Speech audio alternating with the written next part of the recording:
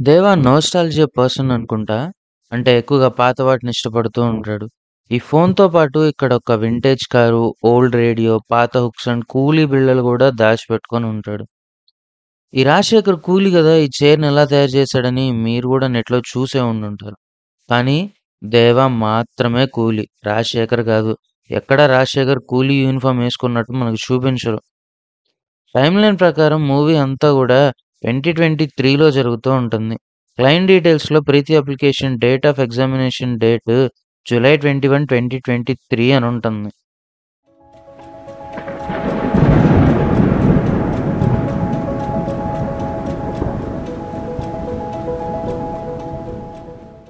వ్యూవర్లకు ప్రణామాలు. పట్టు పట్టు నువ్వు ఎంత కాకబట్టినా ఇక్కడ పడేవాళ్ళు లేరు రే. ఈసారి మీకోసం చాలా మంచి స్టఫ్ తెచ్చాను. కానీ వాయిస్ కొంచెం బాలేదు. హెల్త్ గూడా. కొంచెం అడ్జస్ట్ అవ్వండి. ఎప్పటిలాగే లైకు, షేర్ సంగతి లాస్ట్‌లో చూసుకుందాం. ముందైతే మూవీ డీటెయిల్స్ మొదలుపెట్టేద్దాం. మూవీ మొదలెట్టగానే ఈ ఓపెనింగ్ బ్యాంగర్ నచ్చని వాళ్ళు ఎవరుంటారు? నాకు గూడా సూపర్‌గా నచ్చింది. అండ్ కనగరాజు గారు ఈ ఇంట్రో కార్డ్‌లో రజనీ సార్ 5 మేనరిజం స్టైల్స్‌తో డిజైన్ చేశారు. Like Rajini sir smoke, glasses, hair style, salute and ఫైనల్‌గా వాకింగ్ స్టైల్. ఎందుకు 5 మేనరిజమ్స్ అంటే రజనీ అనే 5 లెటర్స్‌తో 5 మేనరిజమ్స్ మ్యాచ్ అయ్యేలాగా ఇంట్రో కార్డ్‌ని డిజైన్ చేశారు. సైమన్ కంపెనీ పేరు కింగ్ పిన్. అండ్ ఆఫ్‌కోర్స్ ఇక్కడ కింగ్ అంటే ఎవరో మీకు ఆల్రెడీ తెలుసు ఈ డీటెయిల్. బట్ ఏదో జస్ట్ నా సాటిస్ఫాక్షన్ కోసం చెప్తున్నా. King is king. ఈ అండర్ కవర్ కాప్ గారు దయాళ్ గురించి చెప్పేటప్పుడు చంపిన వాళ్ళ బాడీ కూడా దొరకదు అని చెప్తాడు. నిజంగానే దొరకదు. ఎందుకంటే చైర్ మీద పెట్టి కాల్చేస్తా ఉంటారు కాబట్టి. Writer intention for the dialogues is good అని నా ఉద్దేశం. ఐ థింక్ దేవా ఒక నోస్టాల్జియా పర్సన్ అనుకుంటా. అంటే ఎక్కువగా పాత వాటిని ఇష్టపడతా ఉంటాడు. లైక్ ఈ ఫోన్‌ని ఎలా అయితే ఇక్కడ పెట్టుకున్నాడో అలానే ఇక్కడ ఒక వింటేజ్ కార్‌ని గూడా పెట్టుకున్నాడు. ఈ ఫోన్‌కి డోంట్ టచ్ అని ఎలా అయితే సైన్ బోర్డ్ ఉంటదో అలానే ఈ కార్‌కి గూడా డోంట్ టచ్ అని సైన్ బోర్డ్ ఉంటుంది. అండ్ ఈ కార్ రిజిస్ట్రేషన్ నంబర్ గూడా ఎండీవై 314 అని ఉంటుంది. మేబీ నాకు తెలిసి 90స్‌లో మహారాష్ట్ర రిజిస్ట్రేషన్ కార్ అయి ఉంటుంది. ఇలానే రిసెప్షన్‌లో ఇక్కడ ఒక పాత రేడియో గూడా ఉంటుంది. అండ్ దేవా నోస్టాల్జియా పర్సన్ కాబట్టే ఈ బాక్స్‌లో ఈ కూలీ బిళ్ళలు, హుక్స్ ఇంకా గూడా దాచిపెట్టుకున్నారు. అండ్ నేను ఆన్‌లైన్‌లో చూసాను. అసలు ఈ రాజశేఖర్ కూలీ గదా! ఆ కూలీ ఈ చైర్‌ని ఎలా తయారు చేశాడు అని. బట్ సబ్జెక్ట్ టు కరెక్షన్ దేవా మాత్రమే కూలీ. రాజశేఖర్ గాదు. ఎలా అంటే మూవీలో 2 ఫ్లాష్ బ్యాక్ పోర్షన్స్ ఉంటాయి. ఆ 2 పోర్షన్స్‌లో రాజశేఖర్ ఒక్కసారి గూడా కూలీ యూనిఫార్మ్ వేసుకున్నట్టు గాని, కూలీ పని చేసినట్టు గాని మనకు చూపించరు. కార్‌లో అండ్ క్లైమాక్స్‌లో అయినా సరే తను కూలీ అనేలాగా ఎక్కడా చూపించరు. మాక్సిమం గాదు 100% రాజశేఖర్ కూలీ కాదు. తన డ్రెస్సింగ్ కొంచెం ఎడ్యుకేటెడ్ లానే ఉంటుంది. అండ్ రాజశేఖర్ నాకు సహాయం చేశాడు, దారి చూపించాడని చెప్తాడు తప్ప, ఎక్కడా గూడా తను గూడా నాలాగే కూలీ అని చెప్పడు దేవ. అండ్ మూవీలో చూపించిన ఎలక్ట్రిక్ చైర్ మాత్రమే గాదు, రాజశేఖర్ చాలా ఎక్స్‌పెరిమెంట్స్ చేస్తా ఉంటాడు. ఎగ్జాంపుల్‌కి గ్యాస్ లీక్ ఇండికేటర్. ఇక్కడ చూడొచ్చు కూతుర్లతో కలిసి గ్యాస్ లీక్ డిటెక్టర్ డివైస్‌ని తయారు చేస్తా ఉంటాడు. మేబీ ఇంకా వేరే వేరే ఎక్స్‌పెరిమెంట్స్ గూడా ఉండుంటాయి. అండ్ ఈ సీన్‌లో గవర్నమెంట్ రాజశేఖర్ ఎక్విప్‌మెంట్‌ని గూడా లాగేసుకుంటది. కానీ ఇక్కడుండే ప్రోటోటైప్ చైర్‌నే ఈ సీన్‌లో జూడొచ్చు. మేబీ సైమన్ గవర్నమెంట్ ఆఫీసర్స్ దగ్గర నుంచి లాక్కొచ్చుండుంటాడు. అండ్ ఈ సీన్‌లో దేవ ఒక వీల్ చైర్ మీద కూర్చొనుంటాడు. మేబీ ఆ డెడ్ బాడీస్‌ని వెహికల్ నుంచి చైర్ వరకు క్యారీ చేయడానికి ఇక్కడ ఈ చైర్‌ని పెట్టుండుంటారు. అంటే ల్యాబ్‌లో స్ట్రెచర్ గూడా ఉంటది. బట్ వీల్ చైర్ గూడా పెట్టడం బావుంది. ఈ సీన్‌లో Preethi mobile camera point of view shots ఉంటాయి. నాకిది చాలా బాగా నచ్చింది.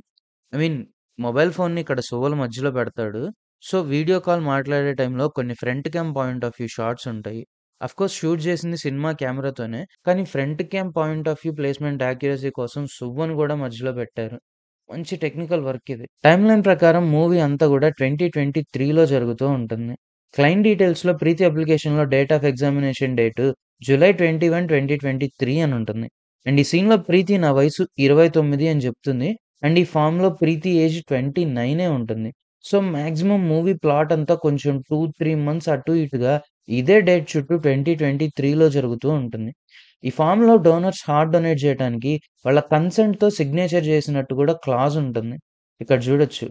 కంగారు పడకు మామ ఇదేం 'శృతి హాసన్' నంబర్ కాదు. అందుకే టీమ్ బ్రిలియంట్‌గా 9 డిజిట్సే పెట్టారు. అండ్ మీరు నోటీస్ చేస్తే దేవా ఎప్పుడు బీడీ తాగుతున్నట్టే సైమన్ ఎప్పుడు సిగరెట్ తాగుతూ ఉంటాడు.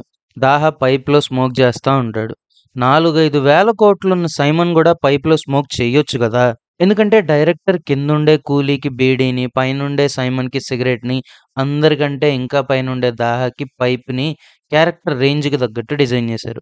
అండ్ క్లైమాక్స్‌లో గూడా కావాలనే కూలీలు కిందుంటే ఓనర్స్ పైనుండేలాగా సెటప్‌ని సెట్ చేశారు లోకేష్. ఐ మీన్ దేవా చెప్పే డైలాగ్స్‌కి యాప్ట్ అయ్యేలాగా. మూవీ ఎలా ఉన్నా గూడా టెక్నికల్ ఎలిమెంట్స్ మీద లోకేష్ కనగరాజ్ గారికి మంచి కమాండ్ ఉంది.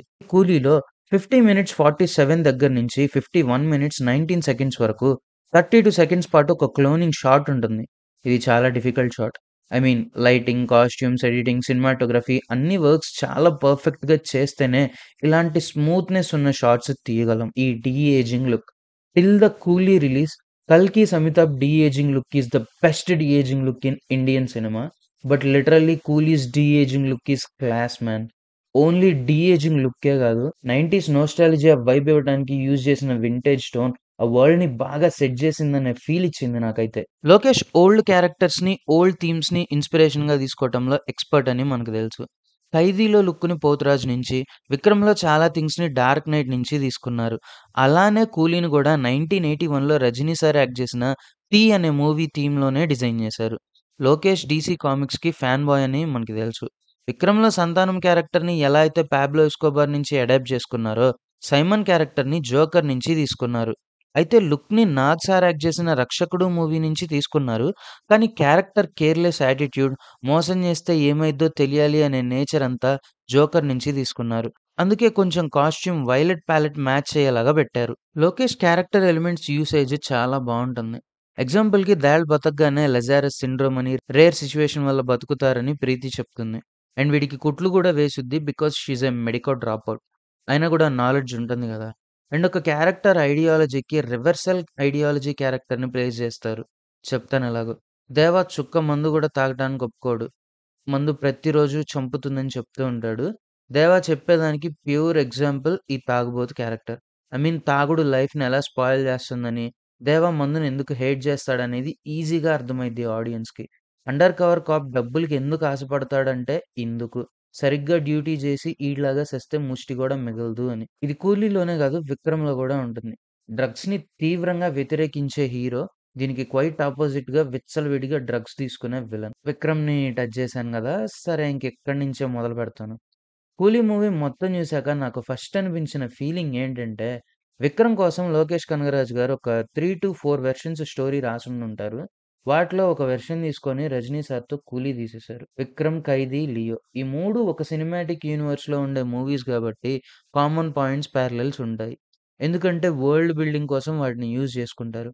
కానీ ఎల్‌సీయూకి ఏమాత్రం సంబంధం లేకపోయినా ప్రతి సీను, ప్రతి షాటు అంతెందుకు ఈవెన్ లైటింగ్ ప్యాటర్న్ గూడా నాకు 'విక్రమ్‌ని', 'ఖైదీని', 'లియోని' గుర్తు చేసింది. అండర్ కవర్ కాప్ సిండికేట్ గురించి చెప్తుంటే, అమర్ టీమ్ ఇన్వెస్టిగేషన్ చేసి వాళ్ళ చీఫ్‌కి డీటెయిల్స్ చెప్తున్న ఫీలింగొచ్చింది. 'దయాళ్' ఇలా అనౌన్స్ చేస్తుంటే లైఫ్ టైమ్ సెటిల్మెంట్‌రా అండ్ 'లియోలో' ఇది 'దయాళ్' ఇలా కాల్ ఇస్తుంటే 'లియోలో' ఈ కాల్ గుర్తొచ్చింది. మూవీ ఓపెనింగ్‌లోనే ఆల్కహాల్‌ని తాగమంటూ, తాగితేనే పోతావంటూ క్రిటిసైజ్ చేసే ఒక సాంగ్. సాంగ్ తర్వాత విక్రమ్ డెత్‌తో స్టార్ట్ అయ్యే ఇన్వెస్టిగేషన్ ఎపిసోడ్స్. ఇక్కడ రాజశేఖర్ డెత్‌తో స్టార్ట్ అయ్యే ఇన్వెస్టిగేషన్ ఎపిసోడ్స్. ఆ ఇన్వెస్టిగేషన్‌లోనే రివీల్ అయ్యే ఒక క్రూయల్ విలన్. విక్రమ్ సావలేదు, బతికే ఉన్నాడు అనే ఒక ట్విస్ట్ ఇక్కడ. కొంచెం వేరే వేరేగా సచ్చి బతికినోడు సరైనోడు గాదు, సరిలేనోడని ఇంకొక ట్విస్ట్ ఇక్కడ.